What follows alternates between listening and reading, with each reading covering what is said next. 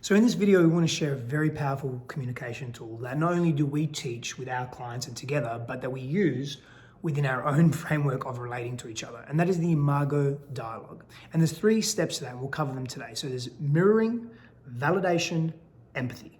Boom. And this is one of the simplest tools, and you've probably heard things like this because it involves reflective listening. Maybe you've done the talking stick exercise where only the person that's holding the stick or the phone or the object or whatever is talking, and you're just mirroring back what the person said.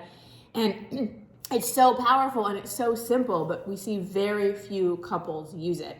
And when we get lazy and stressed in our relationship and we're not using it, we fall into bad communication patterns of not listening, we don't use it sometimes judging, as well. getting defensive, those kinds of things. But when we actually can go through these steps, oh my gosh, we hear each other so much better, and we deepen our intimacy every time. Yeah, so let's go through the first step and let's cover this first. Mirroring. So an example of this is Christine will come to me and she will say, hey, there's something I really want to talk to you about and it's important to me and I think I need about 30 minutes or so. When do you have some space for that? I will then say, hey, I've got some space now if you do, or later on, or whatever it is. And we make that time to connect so we have buy-in, right? Yeah, we want that's buy-in before mirroring. It's the agreement for the conversation. for the actual conversation. Then Christine comes to me and expresses what her needs are and expresses what she wants to share with or me. expresses what I'm feeling. Like if you did something that upset me, or I'm not feeling connected, or whatever. Whatever it may be, whatever's on her heart, right? Now, here's the thing. Christine knows this about me. For me to pay maximum attention, I like to do bite-sized chunks, 1 or 2 minutes of expression, and then I can come back and mirror what she said.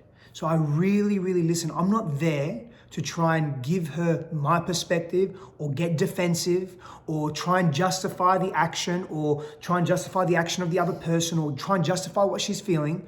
I want to just mirror back in my own words what I just heard her say. So I will do that, and then I'll say, what I heard you say was, and I will go through that process, and then I will say, at the end of that, ideally I will say, that's what I heard. Is there more? Do you feel complete? Yeah. Is there anything I missed? Is there anything I missed? Did I get that right?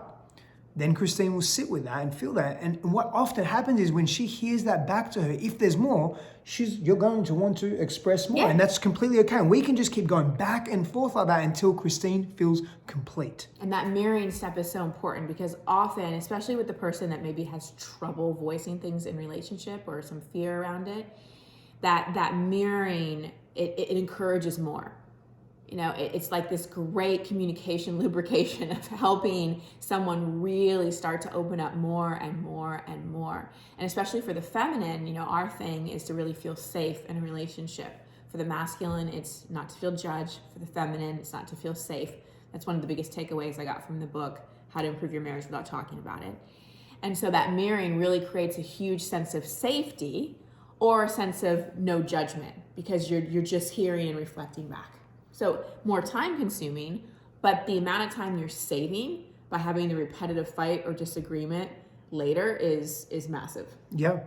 Would you like to handle validation? Yes. Step 2 is really validating the person for what they said, making a validating statement that addresses what they said. So Steph may say to me after I share what I share, we're just using me sharing as an example. This works both ways. Of course. Might share, that must have been really hard for you to bring this to me. And it took a lot of courage to say this. And I'm glad that you said it. And thank you for coming to me in a non-charged state.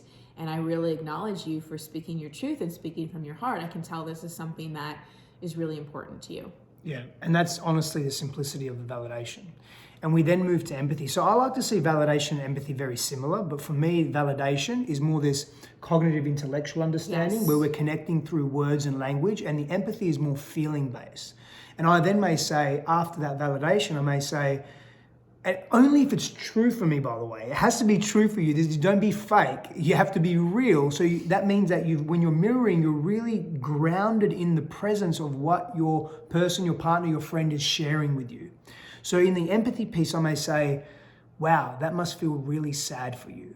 Or I'm feeling some sadness as a result of what you've shared. I can't imagine what that must be for you. And really tapping into the feelings and connecting to the emotional body. That there builds trust, builds connection, it builds safety in the relationship, and it allows that person to really be seen and heard. and accepted and respected and appreciated. And these are basic fundamental human needs.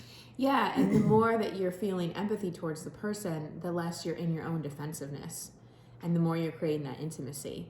And then once you go through these 3 steps, like if it was an argument, right? So there's 2 ways this can work. Either something's on my heart, on my mind, I say, hey, I want to have a conversation with you. When's a good time? And we do the imago. And then we could feel complete after that. Or it could be an argument, and we could say, hey, let's sit down and let's practice imago. And we'll say that. It's really good to have these tools and say, we're going to go through this, because in long-term relationships or even short-term relationships, communication gets really sloppy. So it's really helpful to have a framework. Tools work. That's why you have tools. You wouldn't try to hammer in a nail with your hand. You have a hammer for that. It just works way better.